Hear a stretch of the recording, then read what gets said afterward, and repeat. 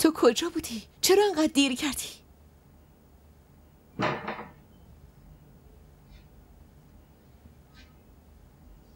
خونتون بودم. خونه ما؟ دنبال چی رفته بودی؟ رفته بودم استعفا بدم. مجبور شدم اینا رو برات بیارم. این چی؟ مامانت برات فرستاده.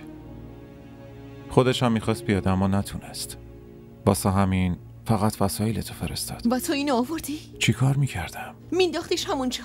میگفتی نمیتونی ببریش. چرا این چمدون رو با خودت آوردی؟ نمیتونستم دل یه مادر رو بشکنم. من دیگه دل هیچ کسی برام مهم نیست. اون خیلی بهت علاقه داره گیتی.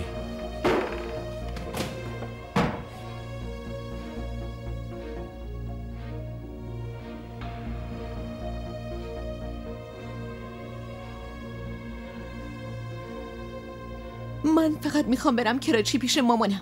اون مادری که زحمت کشید و بزرگت کرد هدیه هاشو اینطوری پرت میکنی، به جاش برای مادری که هیچی راجبش نمیدونی اینقدر بیتابی. من از هر عضو اون خونه متنفرم، فهمیدی؟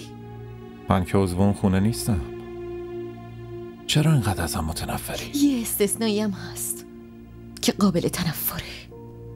گیتی کاش اینقدر که راحت متنفر میشی به همون راحتی هم به کسی علاقه‌مند میشدی.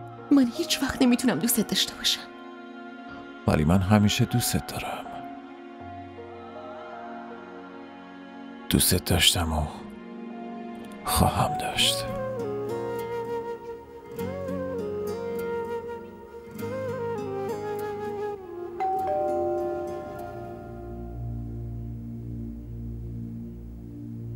من همین امروز میخوام برم پیش مامانم.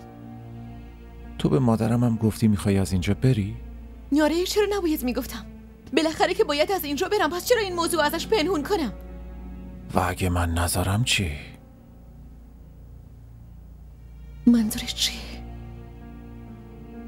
منظورم اینه که من نمیذارم از اینجا جایی بری.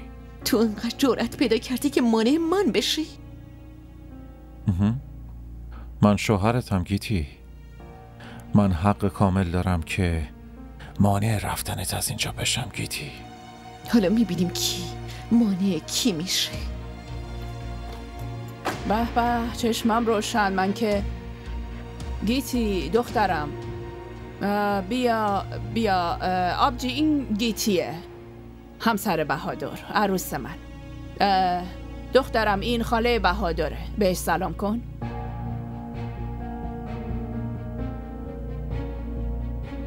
سلام خاله.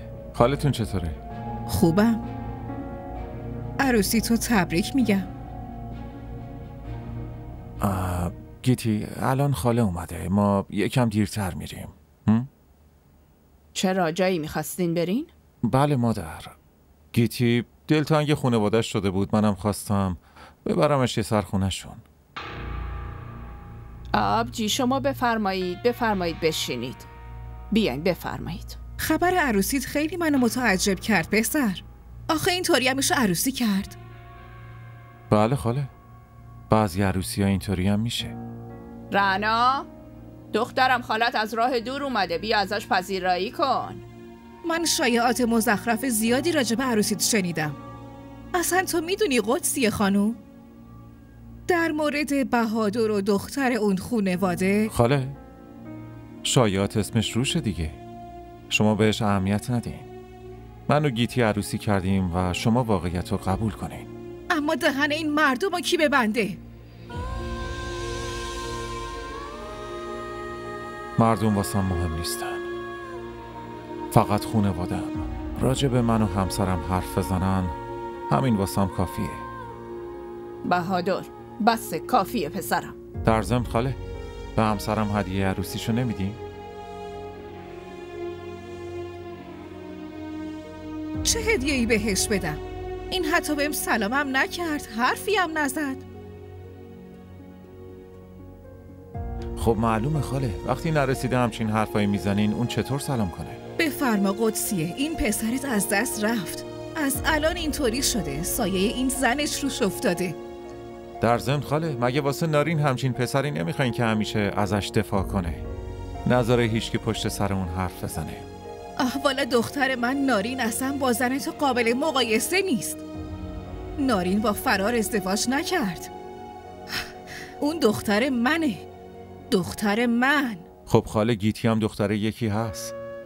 فرار نکرده تا ازدواج کنه. من عقدش کردم و آوردمش. رنا برو دیگه دخترم، واسه شام تدارک ببین عزیزم، خالت اومده گرسنه است. اصلا به شامتون نیازی نیست. با حرفای بهادر شکمم خوب سیر شد. من دیگه میرم. نه هرابجی چطور بس. بذارم بری؟ معذرت میخوام، من به جای بهادر ازتون معذرت میخوام، ببخشید، ناراحت نشو لطفاً، ببخشید. सितम है खुदाया क्यों प्यार बनाया जो लूटे दिल का जहां